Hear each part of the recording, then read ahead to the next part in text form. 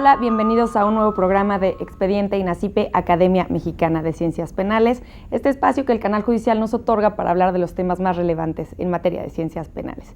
El día de hoy hablaremos de un tema muy interesante, que es la prevención y la reinserción social. ¿Qué mejor para hablarnos de este tema que el comisionado del órgano desconcentrado de prevención y readaptación social, el doctor Juan Ignacio Hernández Mora? Bienvenido, gracias. Muchas gracias por venir a Expediente INACIPE. Gracias, un honor participar en tu programa. Comisionado, quisiera que empezáramos a esta charla, si usted nos pudiera explicar en qué consiste este órgano desconcentrado de prevención y readaptación social. ¿Cuáles son sus principales funciones y de quiénes dependen? ¿En dónde se encuentra ubicado en el sistema de seguridad, ¿no? del país? Bien, mira, el órgano es una instancia de seguridad nacional dependiente de la Comisión Nacional de Seguridad y dependiente de la Secretaría de Gobernación. Como su nombre lo indica, como órgano desconcentrado, tenemos principalmente dos facultades, una que es la ejecución de sanciones y la otra precisamente la reinserción social. Entre esas dos grandes funciones se desprenden otras más. Una es dotar de seguridad y control en los 22 centros federales en los que contamos, y la otra en tener programas diversos que nos permitan con ello tener verdaderamente una eficiencia en la reinserción social. Bueno, pues esto suena como un gran trabajo, es un sí. trabajo enorme. Quisiera que habláramos un poco de números, ¿no? ¿Cuántos centros federales existen? Más o menos, ¿cuál es la población penitenciaria? También que nos hiciera, valdría la pena explicarle al auditorio la diferencia entre centros federales, que es de los que estamos hablando en este momento, y los estatales, ¿no? Eso, sí. Mira, es muy importante este último punto porque hay una especie como de confusión. A veces se cree que hay algunos ceferezos que dependen de algún estado, o bien, al contrario, que existen algunos centros penitenciarios, comúnmente nos sucede en el Distrito Federal, que piensan que dependen del órgano desconcentrado. Cada estado de la República cuenta con uno o más centros estatales de prevención. Entre ellos, más o menos la suma alcanza entre municipales y estatales ya más de 360 centros. Es una cifra grande, pero no así en población. En población son cárceles pequeñas, son cárceles que pueden controlar los estados. Hay algunos estados que sí han dado un paso definitivo, categórico en materia de infraestructura penitenciaria. Cada vez más hay estados comprometidos con este tema, que no es fácil. Hay que recordar que para un gobierno estatal es una inversión mayúscula. Por darte un cálculo, un centro federal de 2,000 internos podría costar alrededor de más de 5,000 millones de pesos. Para un estado de la República, eso, bueno, inclusive para el gobierno federal, es un gasto enorme. Si a eso le sumas que para ellos no es una infraestructura que va para la población en general, no genera votos tampoco, claro, ¿no? Porque no votan los que están adentro, difícilmente ellos pueden colocar a nivel social el que se tenga que hacer esto cuando hay otro tipo de necesidades, como pueden ser escuelas, como pueden ser centros de salud, que los estados pues siempre van a estar tratando de generar este tipo de infraestructura. Entonces nos encontramos quizás con una infraestructura antigua, con una infraestructura adaptada a las nuevas necesidades, y por otro lado, en el gobierno federal, yo pondría específicamente de 8 años a la fecha, ha habido un salto cuántico en la infraestructura penitenciaria. Hoy contamos con un sistema mixto de entidad penitenciaria. Uno es el que nosotros administramos directamente como órgano, y otro que depende de los famosos CPS, contratos de prestación de servicios.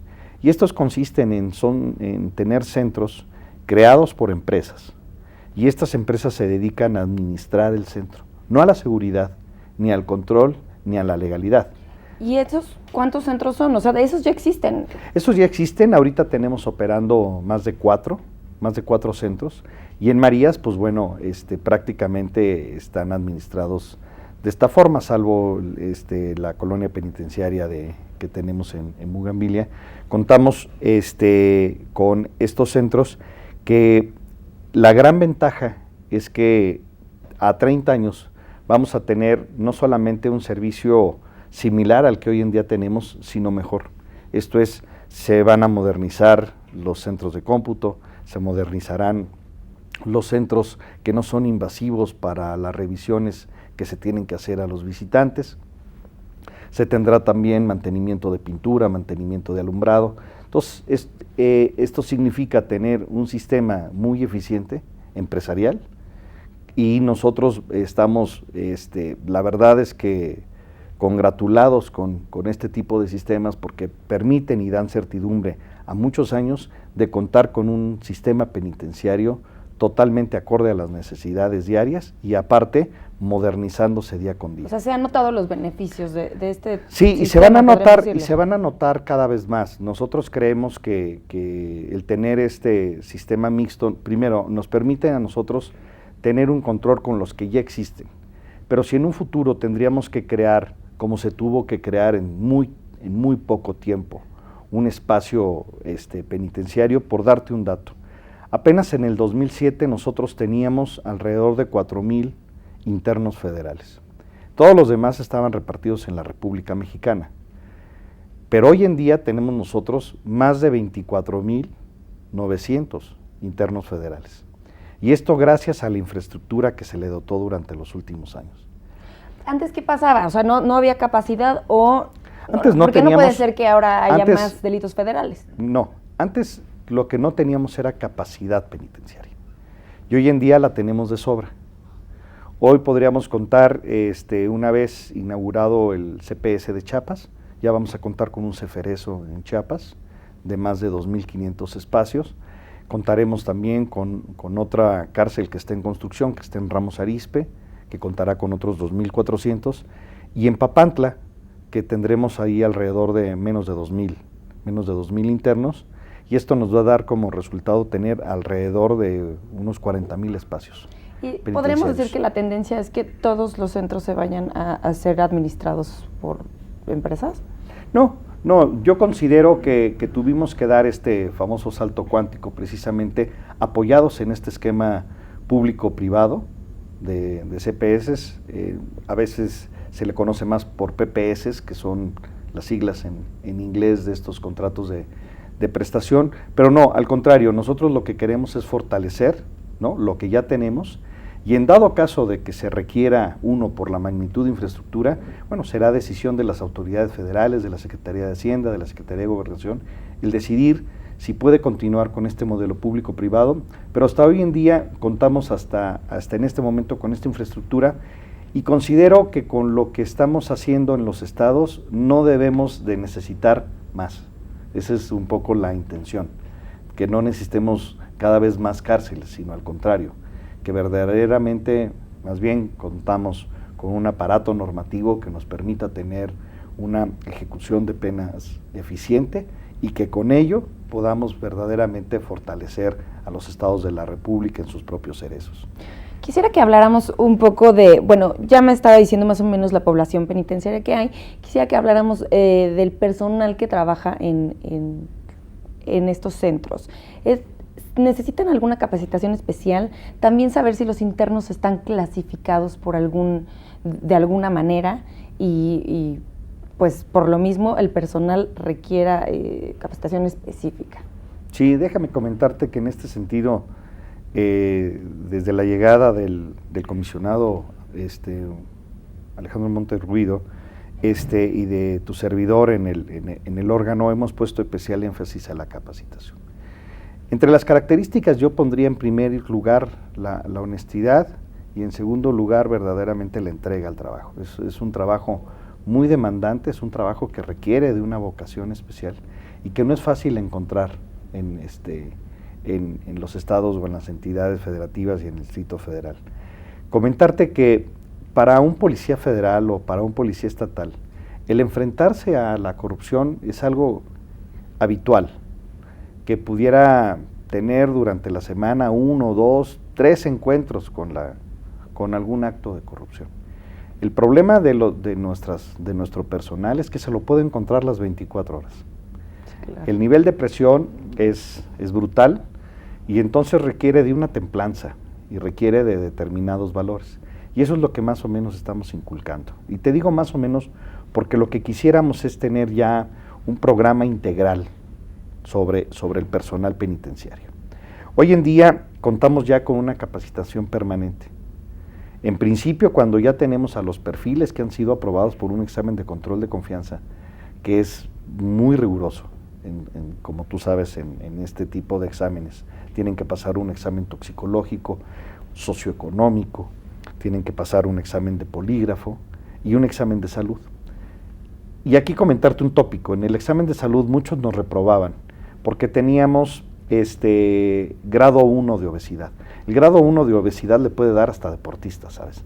Entonces, claro, contábamos lamentablemente con muy poco personal que pudiera cumplir con este principio. Sí, ya de por sí las otras pruebas son difíciles. Sí, son difíciles, ahora imagínate con los problemas de salud. Entonces, requerimos, por lo menos en la parte de salud, ser un poco más laxos, cambiarlo a grado 2, atender el tema de algún problema visual que no requiriera de mayor complicación a la hora de desempeñar su trabajo, su labor, y esto nos ha ayudado a tener y mejorar los perfiles. Igual, en la parte poligráfica, nosotros concentrar una batería de preguntas en la poligráfica que verdaderamente nos permitan saber algo que para nosotros es esencial, es si frente a un interno se van a hacer chiquitos, ¿no?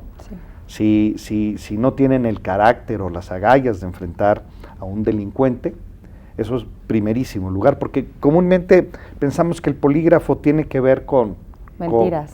Con mentiras o que tenga que ver con un problema de corrupción, de dinero y de todo esto, que claro, es muy importante y es fundamental, pero también requerimos de un perfil que permita no solamente el que no se acceda a esto, sino que verdaderamente cumpla, ¿no? A veces sí, no claro. Sabemos, cuando estamos entrevistando o analizando a un compañero de trabajo, qué tipo de miedos tiene. Entonces, eso también define mucho su carácter.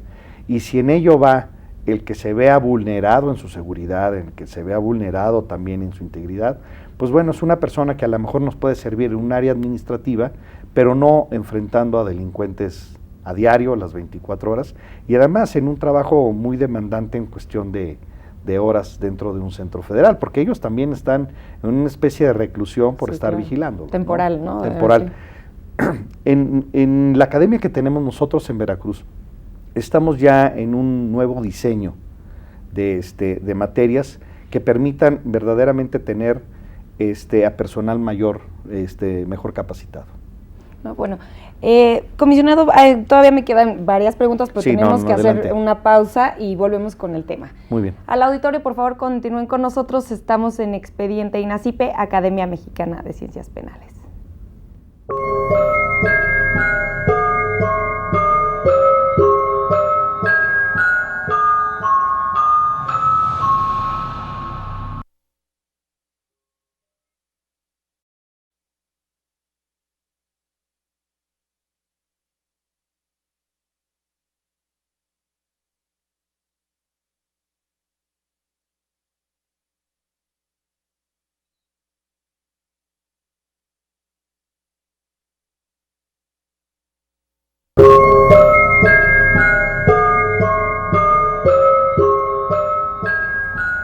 Gracias por continuar con nosotros en Expediente INACIPE, Academia Mexicana de Ciencias Penales. Les recuerdo que pueden estar en contacto con nosotros a través de los números de teléfono que aparecerán en su pantalla y en nuestro Twitter, que es @expediente_. Los invito a seguirnos y darnos sus comentarios y sugerencias acerca del programa. El día de hoy estamos hablando de readaptación, de prevención y reinserción social. Justo digo readaptación porque es el órgano desconcentrado de readaptación social. Bueno, antes de quedarme con esta idea, quisiera que cerráramos lo que hablábamos en el bloque anterior acerca de los perfiles, ¿no? Sí. Quisiera saber qué tipos de especialistas se requieren para como personal en un centro penitenciario. Sí, mira, necesitamos sobre todo un personal de custodia, personal de seguridad, que es, digamos, el grueso de la población empleada en el órgano, pero también requerimos a una batería importante de psicólogos, a un equipo vasto de médicos, porque en cada centro federal hay un hay un centro médico, y menciono centro médico porque cumple con las características federales de un centro médico. Esto es, tenemos un centro que nos permite darle atención inmediata a cualquier emergencia, y en algunos casos y en algunos centros contamos hasta con equipos de tomógrafos, lo cual nos permite el que no tenga que salir el interno, ¿no?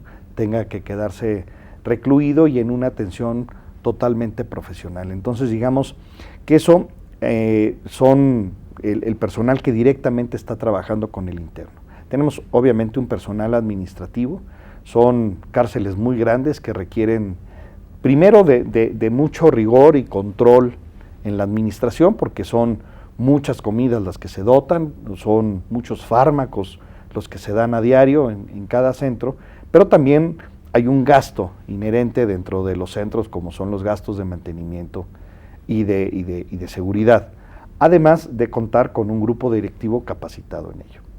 Y para terminar de platicarte sobre la parte de capacitación, nosotros hemos venido integrando ya a un equipo de formadores, sobre todo para que estén ellos ya muy actualizados, sobre todo en materia de derechos humanos. Como tú sabes, hubo una reforma de gran calado en los últimos años, como nunca se había visto en nuestra Constitución, pero también contamos con una reforma integral penal de gran calado. El órgano era de los menos capacitados en esta materia, y hoy en día estamos llegando ya a determinadas metas que nos está marcando la Secretaría Técnica, y con ello estamos logrando que prácticamente todo el personal del órgano tenga ya conocimiento de estas, digamos, dos grandes vertientes dentro de la capacitación, que para nosotros es fundamental dentro de su ejercicio y dentro del trabajo. Bueno, eso es otro de los puntos que quería tocar también a mayor profundidad, la de los derechos humanos y el cuidado de los derechos humanos en los centros. ¿Es suficiente la capacitación que se está dando ahora al personal? ¿Se tiene como conocimiento de que en los centros penitenciarios es donde más se vulneran los derechos humanos? ¿Cuándo o cómo lograr que se respeten los derechos humanos de todos los internos, por ejemplo? Mira, ahí sí marcar una diferencia de lo que pudiera ser algunos cerezos o bien versus un ceferezo. Algo que se ha cuidado muchísimo desde la construcción, porque desde ahí se tiene que ver el tema de derechos humanos, es precisamente el que no se vean vulnerados estos derechos humanos. Tenemos quizás algún principio que tenga que ver con todo este tema de garantismo alrededor de los derechos humanos, el cual nosotros hemos venido observando. A nivel social, yo considero que ya un interno dentro de un centro federal no solamente puede ser el más protegido en esta materia, sino el más observado. Si tú te das cuenta, pudieras encontrarte muchos ejemplos en los cuales a nivel social se pudieran vulnerar los derechos humanos. Pero en un centro federal sería caótico vulnerar un derecho humano porque es plenamente observable.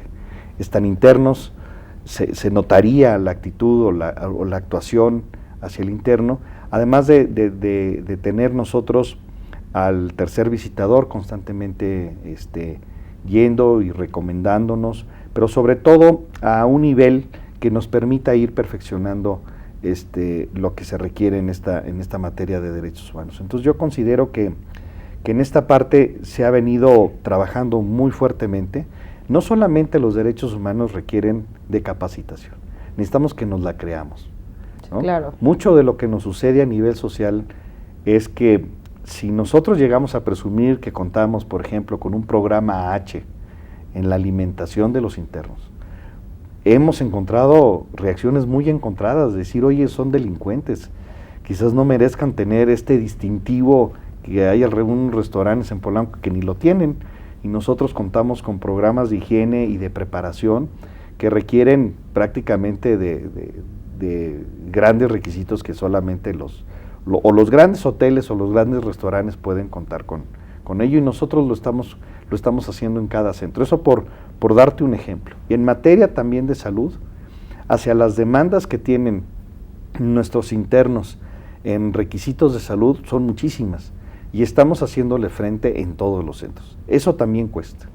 El vivir en democracia y el vivir en un principio garantista de derechos humanos hacia el interior tiene un costo, y es un costo alto, ¿no? Bueno, y esto también va de la mano y es un apoyo para lograr la reinserción social, ¿no? Y yo quisiera que habláramos de cuáles son los programas que tienen o qué trabajos están haciendo para lograr la reinserción.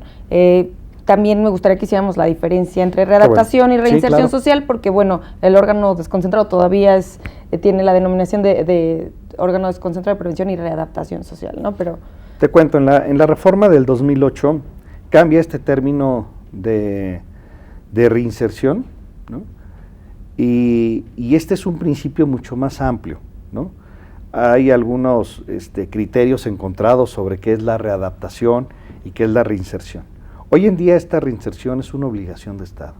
No solamente depende del órgano el que nosotros podamos verdaderamente dotar de los elementos a cada interno federal a que pueda tener una posibilidad de reinserción y que cuente con ejes fundamentales sobre esta reinserción. Uno tiene que ser precisamente la educación, el otro la salud, ¿no? El otro el deporte, y con ello contar con este fortalecimiento hacia el interior. Uno, poder capacitarlo precisamente para vivir en sociedad.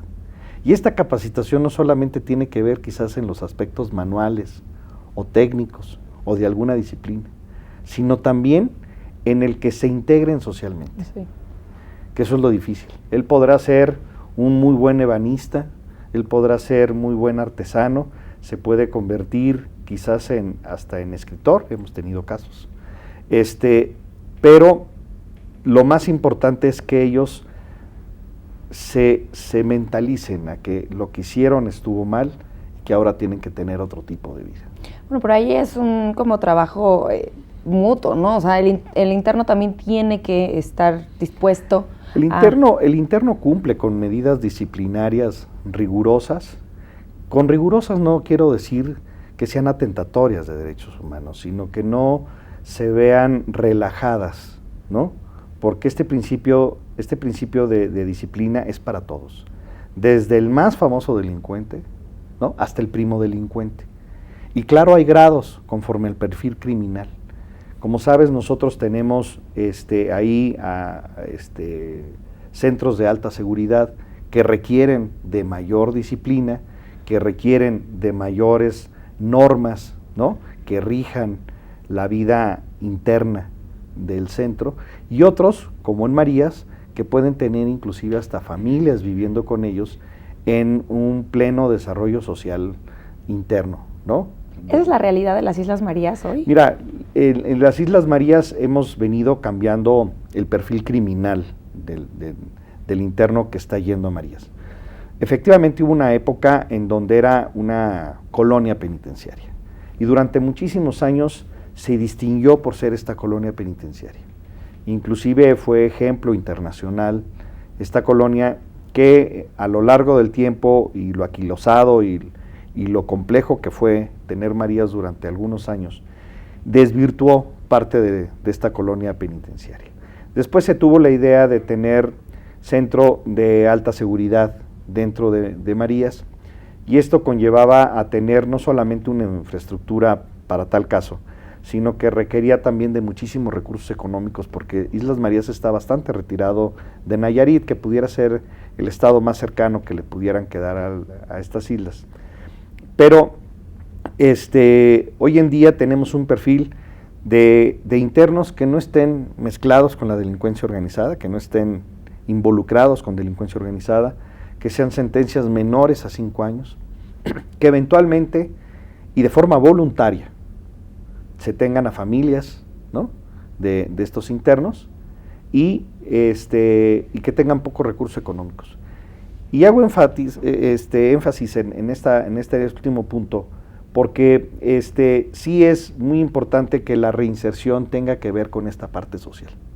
Y nosotros tener un programa de reinserción dedicado a este tipo de perfil de gente que sabemos que en este poco tiempo que los tengamos, podamos verdaderamente crear a ciudadanos responsables que puedan vivir en sociedad. Y es una manera de comenzar a reinsertarlos, ¿no? Porque ya están conviviendo con la sociedad, con familias. Claro, claro, y ya tienen que cumplir con ciertas normas sociales, obviamente de forma más rigurosa que en la calle, ¿no?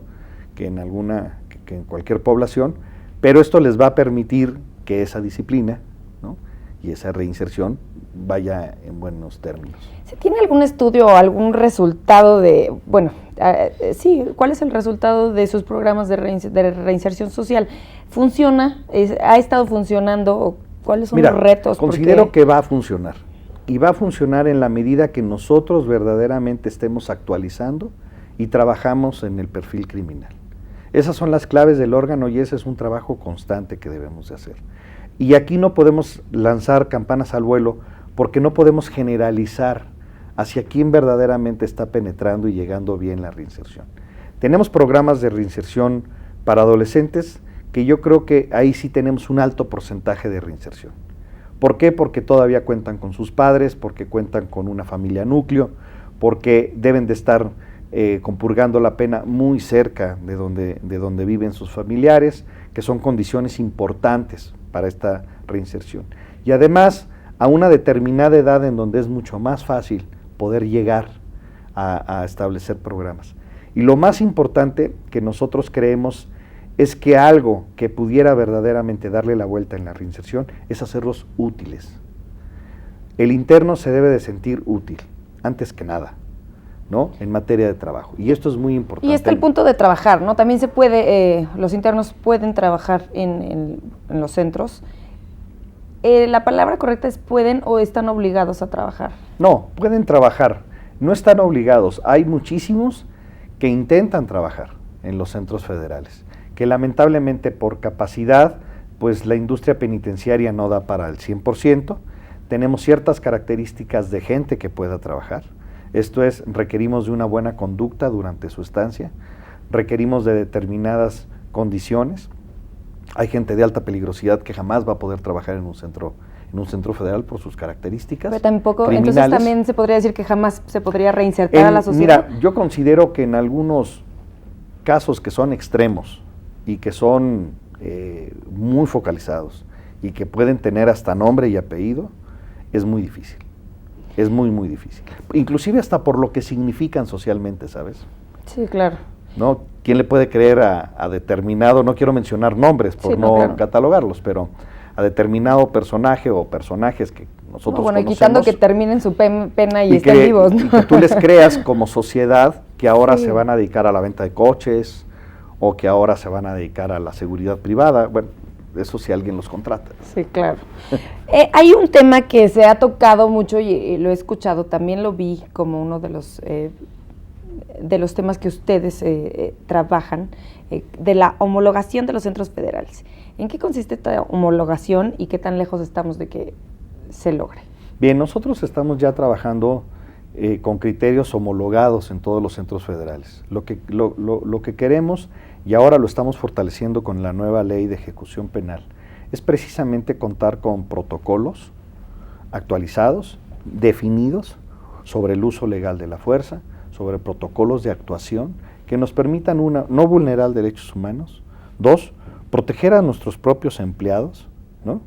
Tener verdaderamente claros protocolos en donde ellos se sientan seguros de su actuación, que lo que están haciendo está bien hecho, ¿no? Para nosotros es fundamental como órgano, a mí como funcionario me preocupa mucho ese tema, sobre todo a nivel de los compañeros de trabajo. Y en un tercer punto, yo pondría también el que contemos también con una conferencia nacional penitenciaria, la cual nos permite que esto que estamos homologando en los 22 centros también se transmita hacia las entidades federativas. Es que eso es muy importante, muy, ¿no? Muy importante. Para que todos vayan en la misma línea y pues también vayan trabajando de la mano. ¿Ustedes trabajan de la mano con los centros penitenciarios estatales? Claro, por supuesto. Nosotros por eso tenemos, y está en ley, ¿no? La Conferencia Nacional Penitenciaria. Y esto nos permite tener un diálogo abierto, franco, directo con las entidades federativas. Y hemos estado trabajando, por ejemplo, estos últimos 2 meses en la ley de ejecución penal. Ha habido estados en donde han trabajado activamente con con esta ley que está el Senado por aprobar, y nosotros estamos trabajando con el grupo técnico, con la Secretaría Técnica, dándole aportaciones de la realidad penitenciaria del país, de lo que verdaderamente nosotros requerimos en el país. Y mucho tiene que ver que esta conferencia tenga, digamos, de dónde asirse, ¿no? Que tenga dientes, como le llaman algunos, para que verdaderamente puedan tener de alguna forma poder de ejecución, y que estos protocolos que nosotros estamos impulsando y que estarán en la ley de ejecución penal, también sean trasladados a los centros estatales. De tal suerte que en unos años tengamos como meta el tener un sistema homologado a nivel nacional, claro, ¿no? Solamente a nivel federal con los centros, sino que todos los estados cumplan con estos. ¿Y con qué? Bueno, esta pregunta me sirve para ir a preguntarle con qué otras instituciones trabajan. Ustedes trabajan de la mano con los gobiernos estatales. ¿Existe participación de las organizaciones de la sociedad civil en alguna de sus labores? Sí, mira, inclusive intervienen de formas distintas, desde actividades culturales, desde actividades inclusive de algunas disciplinas artísticas, hasta industria penitenciaria.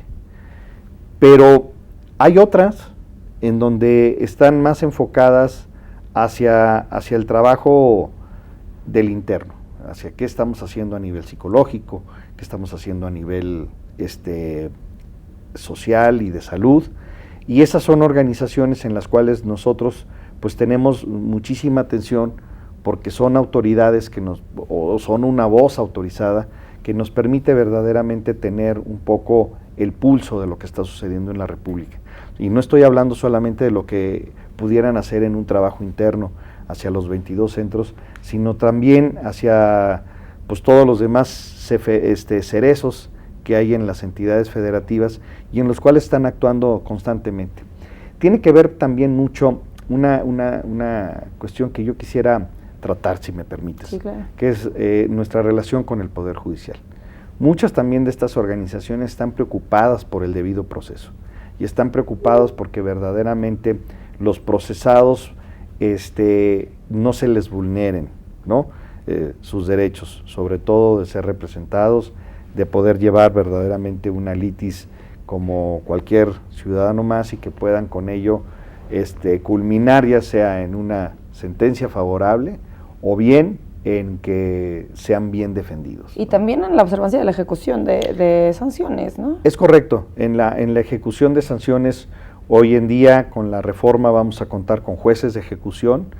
Va a ser una parte en donde nosotros vamos a descargar parte de las funciones que teníamos como órgano hacia esta nueva figura del juez de control, del juez de ejecución, en el cual nosotros lo que nos vamos a obligar es verdaderamente a concentrarnos en dictámenes técnicos.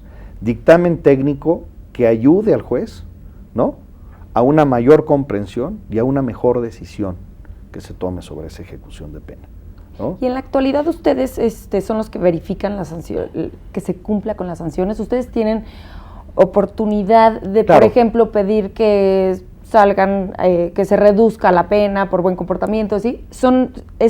Comúnmente esa solicitud del interno, ¿no? Sobre todo en cuestiones de conducta, sobre todo también en esto que tú mencionabas sobre acortarles la pena o los famosos preliberados, eso sí lo seguimos nosotros haciendo. Pero ya no lo harán en cuanto entren los jueces de ejecución de sanciones. No, haremos un dictamen técnico para que ellos a su consideración, ¿no?, dictaminen, ¿no? Y hablando de las sanciones, también existen sanciones como alternativas a la prisión, y yo quisiera saber si también el órgano desconcentrado de prevención y readaptación social está encargado de vigilar este tipo de sanciones. Mira, inclusive ha sido un tema a discusión, sobre todo en materia de derechos humanos. Nosotros vemos con buenos ojos cualquier sistema alternativo, ¿no?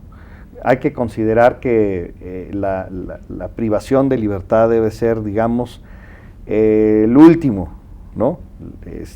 Digamos, la última opción que debe de tener el juez.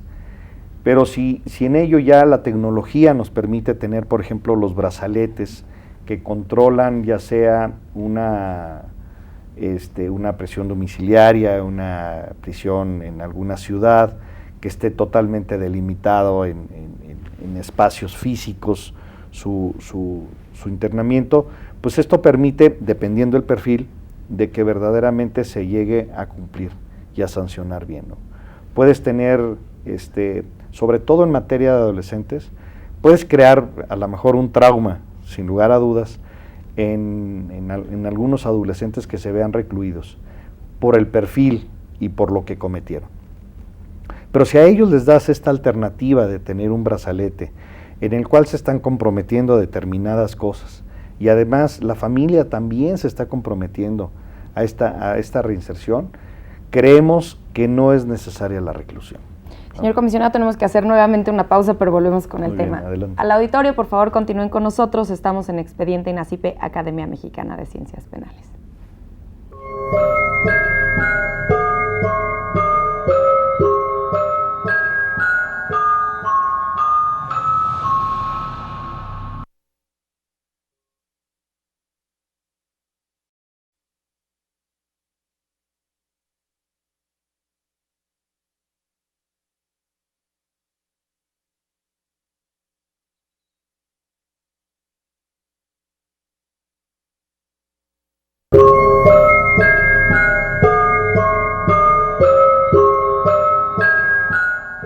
Gracias por continuar con nosotros en Expediente INACIPE, Academia Mexicana de Ciencias Penales. Les recuerdo nuevamente que pueden estar en contacto con nosotros a través de los números de teléfono que aparecerán en sus pantallas y en nuestro Twitter, que es @expediente_. Los invito a seguirnos y darnos sus sugerencias y comentarios acerca del programa. El día de hoy estamos hablando de prevención y reinserción social. Comisionado, quisiera que habláramos... hemos tocado a lo largo de los bloques anteriores un poquito del tema de menores infractores. Ustedes tienen como dentro de sus funciones el organizar y administrar los centros de tratamiento a menores infractores. ¿Cuál es la situación actual de estos centros y cuáles son los retos en cuanto a los menores infractores? Mira, sobre este punto hay algo muy importante y del cual quiero hacer mucho énfasis. Prácticamente el universo de menores infractores no llega a una cifra nacional de 5,000 menores, que ahora son jóvenes con problemas con la ley. Estos jóvenes con problemas con la ley creemos que le podemos dar en este país la vuelta. La Subsecretaría de Prevención que dirige don Roberto Campa, ¿no?, dirigido por el secretario Osorio, el cual también ha estado especialmente interesado en la cuestión de adolescentes. Ha creado sendos programas en los cuales vamos a estar nosotros también involucrados, dada esta responsabilidad de Estado, que como te digo, no solamente como órgano nos compete, sino también nos ayuda a que varias instancias, en este caso la Secretaría de Salud, la Comisión del Deporte, la Secretaría de Gobernación en su conjunto, en todo lo que tiene de programas de prevención, el secretario de Ejecutivo dentro de los programas que tenga, pueda verdaderamente encaminar a programas que puedan ser un éxito. Parte de ese éxito va a tener que ver mucho con cómo venga la ley. La ley está a punto de salir, la ley de adolescentes con problemas con la ley, y esto nos va a ayudar a tener una visión clara, ¿no? Nosotros consideramos que el tener un centro federal y concentrar a determinados jóvenes no nos ayuda en gran cosa porque primero estaríamos violentando el que estén fuera de su ambiente familiar, que estén fuera de su comunidad o de su localidad. Entonces estaremos más bien nosotros fomentando con los gobiernos estatales el cual nos permitan tener a adolescentes que estén muy cerca de su núcleo familiar y con ello garantizar programas y ayudar y compensar a los estados que tengan un mayor número de jóvenes para que con estos programas puedan verdaderamente tener un seguimiento muy puntual sobre estos jóvenes y que además tengan una completa reinserción. ¿Y en la social. actualidad no existen centros federales para tratamiento de menores infractores? En la actualidad nosotros lo que hacemos es precisamente apoyarnos en los estados, ¿no? Porque vulneraríamos también en ley el poderlos tener. Ahora, nosotros, si la ley nos lo va a condicionar, pues nosotros ya tenemos en Morelos un espacio que pudiera considerarse ya un centro un centro federal para adolescentes. O sea, tienen conflictos con la ley. Hay que esperar a ver qué dice. Estamos nosotros planteando alrededor de 280 espacios en Morelos, de los cuales tendríamos perfectamente armonizados con lo que nos marca la ley y con lo que nosotros creemos que también debemos de tener en espacios físicos para esta eficaz reinserción social, espacios deportivos, espacios de salud, inclusive tener quizás mayores espacios de contacto con adolescentes y psicólogos y equipos social de trabajadores sociales que pudieran estar directamente involucrados con ellos.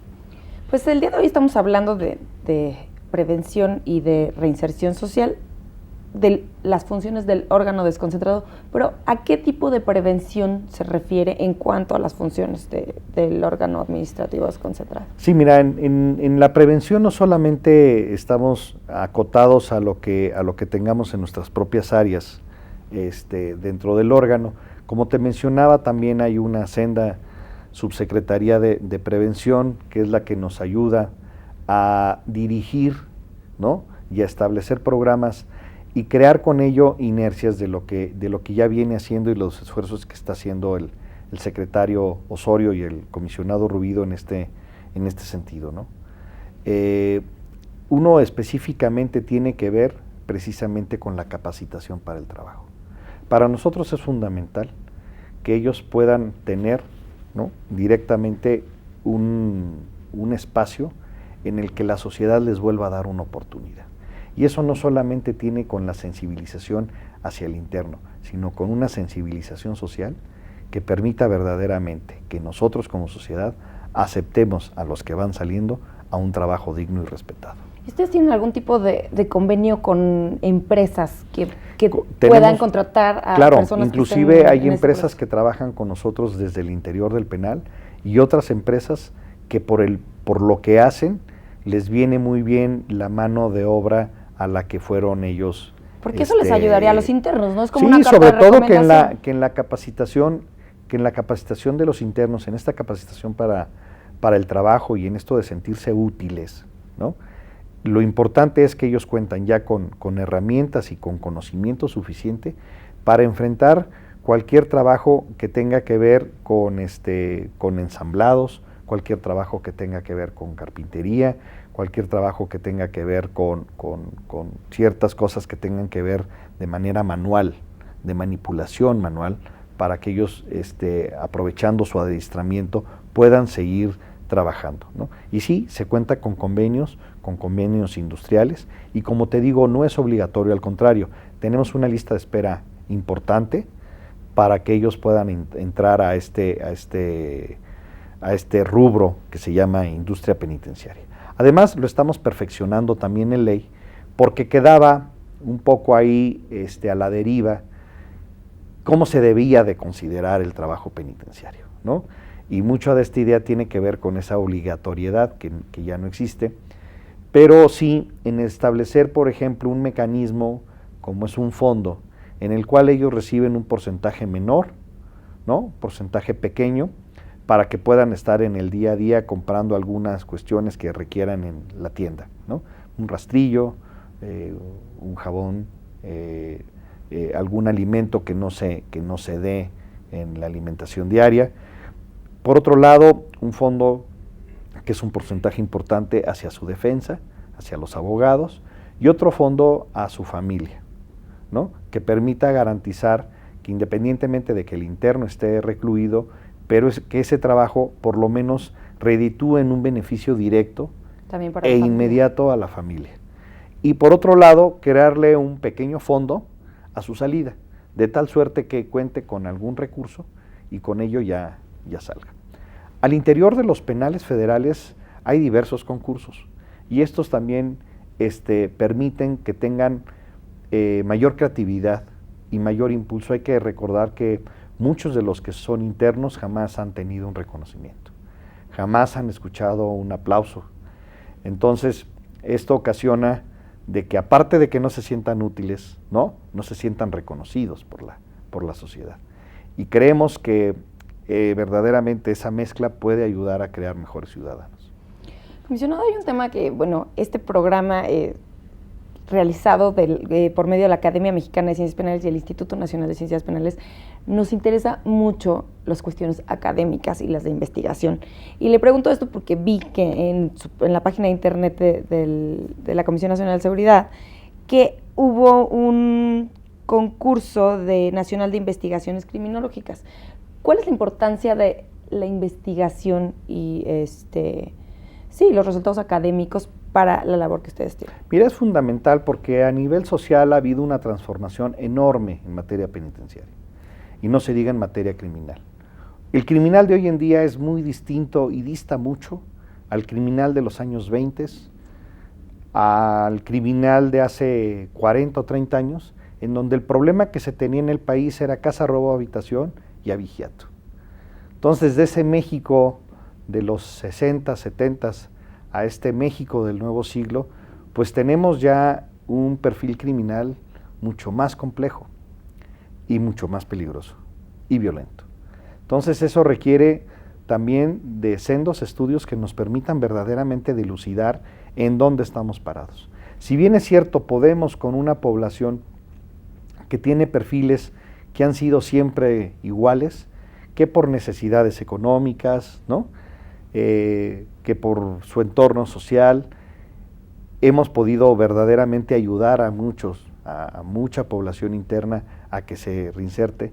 También es cierto que hoy contamos con un perfil distinto criminal y tenemos que saber cómo enfrentar a ese tipo de criminales o ese tipo de internos en interiores.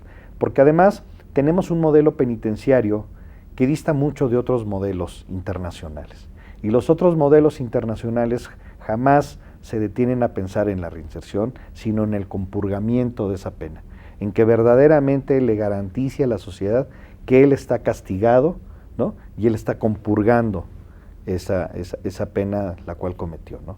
Entonces, para nosotros abrir esto a la investigación, el encontrar a una nueva generación de penitenciaristas. En México hay una gran tradición. Afortunadamente tenemos todavía vivo y muy activo a don Sergio García Ramírez, que es un referente de lo que ha venido siendo el sistema penitenciario mexicano, pero creemos que tenemos que seguir fortaleciendo y tenemos que crear perfiles no solamente especializados en la parte criminal, sino especializados en la seguridad nacional, especializados en la investigación criminal, dado que cada vez el entorno internacional así nos lo pide, ¿no? Pues ya que estamos hablando del entorno internacional, quisiera saber si existe, me imagino que sí, lo he escuchado en las noticias, cooperación internacional entre, por ejemplo, entre las prisiones, ¿no? ¿Cómo funciona y de qué depende? Bueno, primero se me estaba yendo ahí el comentarte que dentro de estos concursos y de investigación criminal que tú mencionabas, nosotros contamos en materia de capacitación con un sendo convenio con INACIPE, el cual nos está ayudando verdaderamente a tener este curso de formadores que nosotros necesitamos. Necesitamos a penalistas plenamente capacitados en cada centro. Necesitamos directores jurídicos en los centros que tengan un conocimiento vasto de la ley y que además estén actualizados en ello. Sí, es que, con los cambios que hay. Eso es importante, y con los cambios que hay requiere mucho más rigor académico el que tengamos a esta gente capacitada. Por otro lado, ahorita mencionabas instancias internacionales, sí las hay. En estos días nos estamos sentando con Cruz Roja Internacional. En el mes de marzo vamos a tener al visitador de la ONU en Marías, el cual va a tener un recorrido hacia todos los centros, y nosotros hemos estado abiertos a instancias internacionales a que conozcan nuestro modelo. No porque lo queramos presumir, sino porque no tenemos nada que ocultar. Y esto es muy importante mencionarlo. Si bien es cierto que es difícil entrar a un centro federal si no tienes algún motivo o razón por estar visitándolo, ¿no? Ya sea por algún familiar o algún interno o inclusive alguna institución internacional que que así lo permita. Nosotros lo que sí estamos estableciendo es que conozcan nuestros métodos, conozcan el modelo penitenciario al cual queremos alcanzar. Y esto es prácticamente un híbrido. Nosotros estamos ya certificados por ACA, que esta es una asociación norteamericana que por medio del Plan Mérida ha sido subsidiado el trabajo de esta empresa, que nos ayuda a tener una certificación de calidad de nuestros centros. Pero aparte de esa calidad que nosotros requerimos como infraestructura, ¿no? Y calidad en los procesos hacia el manejo de los internos y de la seguridad penitenciaria sin vulnerar derechos humanos, también consideramos muy importante encontrarnos con centros federales que tengan juzgados. De 6 meses a la fecha hemos estado directamente en contacto con el Consejo de la Judicatura, porque para nosotros es fundamental crearles un espacio armónico de seguridad a jueces que puedan estar desempeñando su labor y al personal de los juzgados que estén desempeñando su labor en centros federales. De ahí, con ello, abatiremos mucho el traslado de internos, que para nosotros es la parte más vulnerable dentro de la reclusión, porque el estar moviéndolos a juzgados, ya sea en el centro de una ciudad, el moverlos a otra instancia o otro lugar porque tienen que ser juzgados o porque los llamó un juez, ¿no? O porque el juez está ordenando moverlo a determinado lugar, tratar de evitar en la medida de las posibilidades durante su compurgamiento esto. Y abatir con ello el que tengamos a tanta gente procesada. Tratar de bajar el nivel de procesados de tal suerte que en los centros federales lo que más tengamos sean sentenciados. Claro. Siempre vamos a tener procesados porque su situación jurídica va a estar siempre, digamos, dinámica hasta que cuente con ello con una sentencia. Pero para nosotros sí es fundamental ir acortando el número de sentenciados porque obviamente hay estrategias lamentablemente dilatorias, ¿no? A favor quizás del interno o a favor de la estrategia que traigan los abogados con ello, pero pues esto obedece a que nosotros tengamos siempre que estar movilizándolos. Y el costo de movilización es altísimo en el país. Sí, claro. Señor comisionado, podríamos hablar todo el día de este tema, pero claro, desgraciadamente nuestro tiempo se terminó. Yo quisiera agradecerle muchísimo que haya venido al programa. A usted, muchas gracias. Al auditorio, los espero el próximo martes en un nuevo expediente INACIPE, Academia Mexicana de Ciencias Penales.